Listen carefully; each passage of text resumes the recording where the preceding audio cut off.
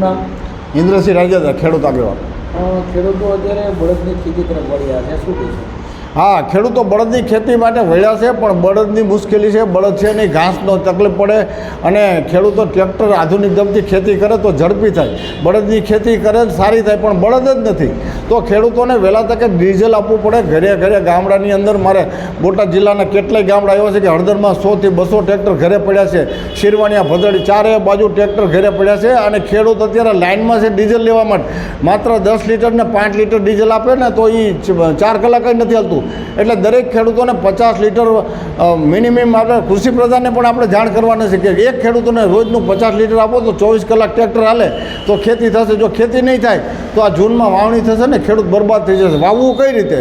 Tractor સિવાય થતું નથી, અને બળદ તો ક્યાંય છે જ નહીં. બળદની ખેતી હું પણ કરું છું, પણ બળદની ખેતીથી વાર બહુ લાગે અને મુશ્કેલી છે. એટલે વહેલા તકે ડીઝલની વ્યવસ્થા કરે, ખાતરની વ્યવસ્થા કરે સરકારને, એવી અપેક્ષા છે. કૃષિ પ્રધાનને પણ જાણ કરવાની છે.